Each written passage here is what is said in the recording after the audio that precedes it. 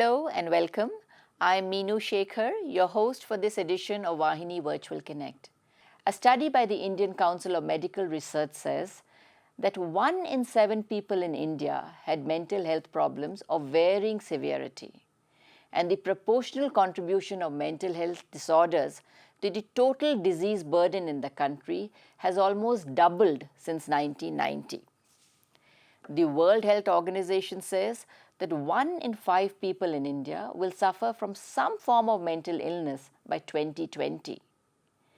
It is estimated around 42.5% of employees in the private sector in the country suffer from depression or some form of anxiety disorder. So what do these numbers mean? It simply tells us that all of us are impacted in some way or the other, directly or indirectly, by mental health problems.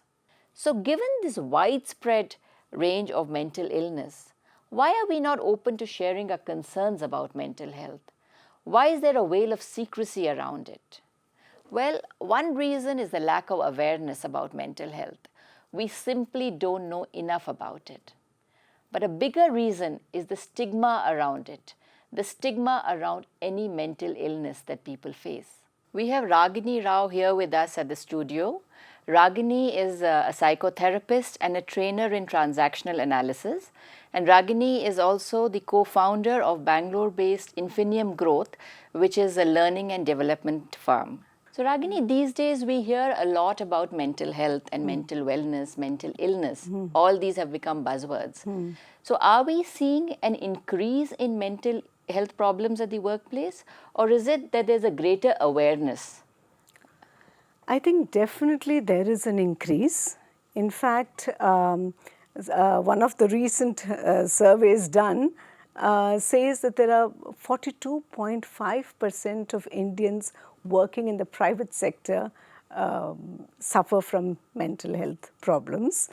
And according to a 2016 Wall Street Journal report, there are Indians, in fact, the millennials, work far more number of hours than their counterparts in other countries. For instance, in India, I think it's typical is for 52 hours a week, whereas in the other countries, it's 40 or 45 hours.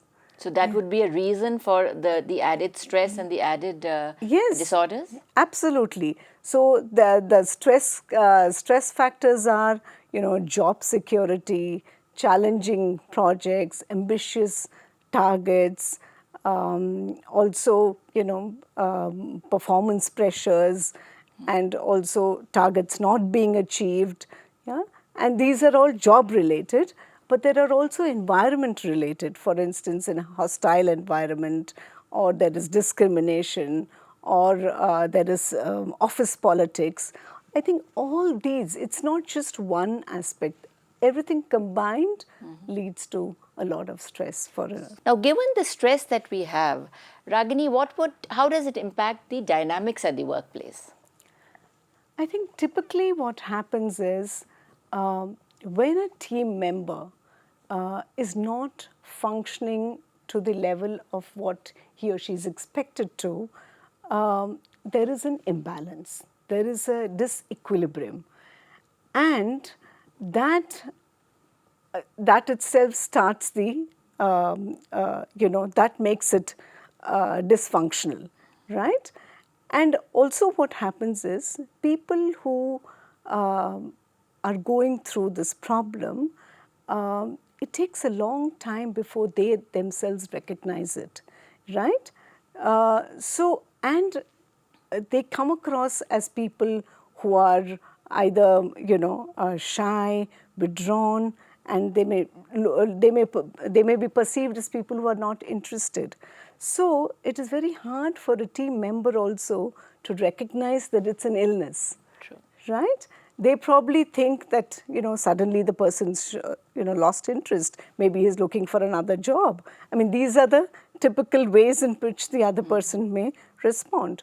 Or they may also come across very snappy and irritated, and therefore push people away. So for a team member or people working with them, it's hard. It's hard for them also to first, it takes a while for them to recognize whether it's a problem or it's just, a person is going through a bad mood. So how, in your experience, how do people typically respond when they come to know that a colleague or an employee is having a mental health issue? So I think some of the important aspects to look at is the change in behavior drastic, or has it been gradual?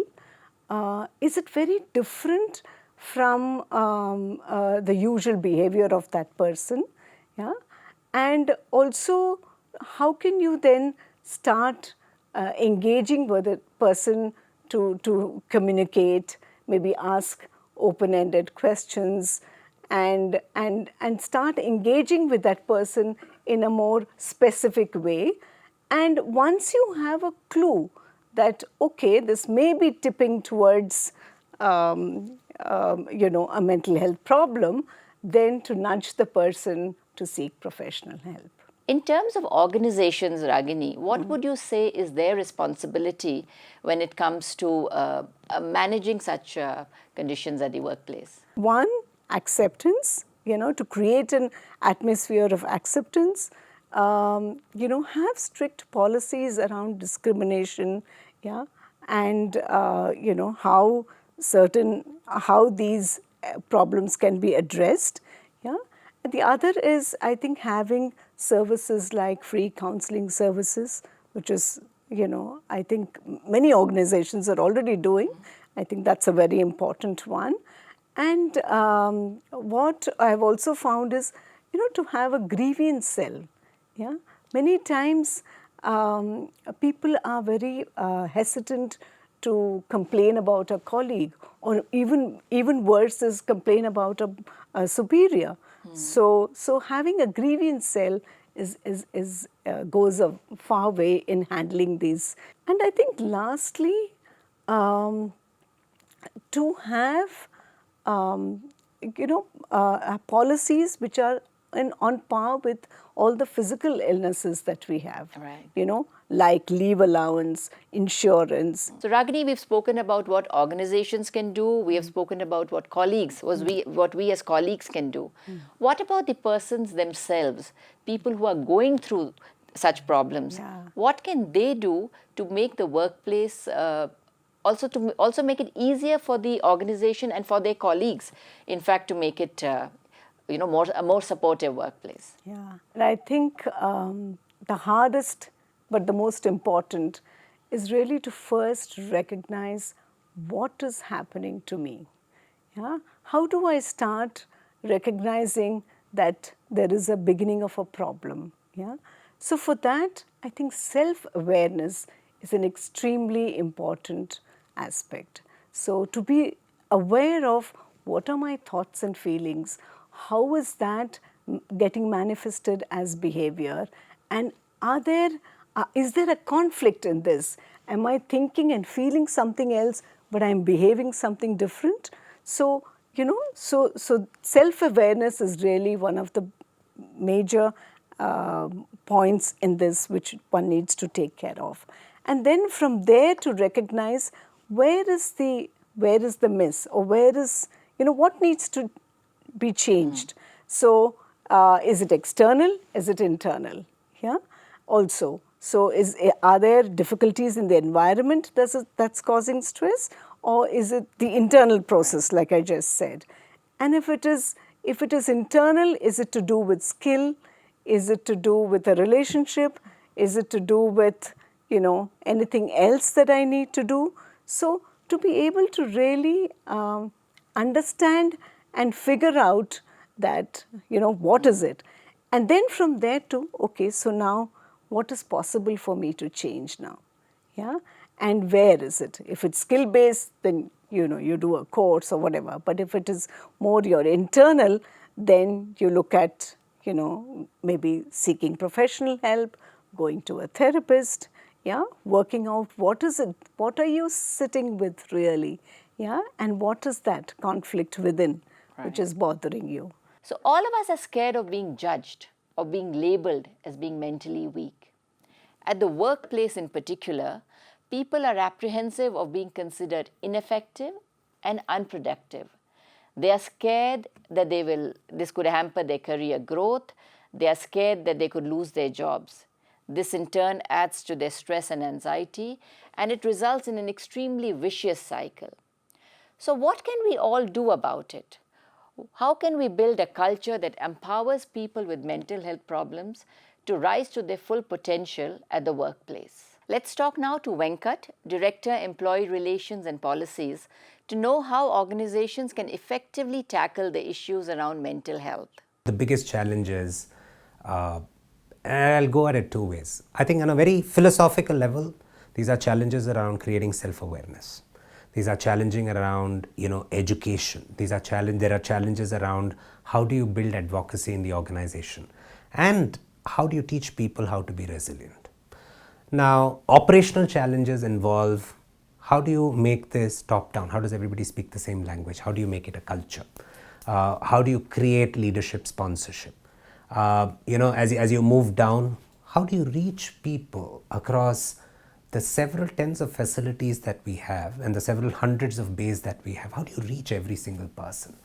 And once you do, even when you have that reach, I think the next piece is how do you make it okay to talk about something that is so stigmatized? What are some of the initiatives that you have taken at Accenture towards overcoming these challenges, and also to ensure that everyone has an equal access to these, irrespective of the level they are at? I think that the first brick of our foundation is ensuring medical access for medical treatment through our group Mediclaim policy. And even before the law required it, all employees of Accenture India had access to a group Mediclaim policy where they could be treated for mental health illnesses. Now our policy actually also allows for outpatient treatment, which means one could consult a psychologist or a psychiatrist in any of our network hospitals up to incurring expenses of up to 5,000 rupees, and they're entitled to 20 sessions in a year, which I think is absolutely phenomenal. I think the second foundation is our employee assistance program. The employee assistance program is nothing but wellness support by means of counseling for emotional, financial and legal wellness of a person. This is available to all employees of Accenture. It's available, it's free of cost. It's available to our immediate families. It's also available to our domestic partners. It is available today, to all contractors who work with us, and it is available to all of us for 6 months after we stop working for Accenture. The services of EAP comes in many forms to us. It includes even free in-person sessions with counselors if one so desires.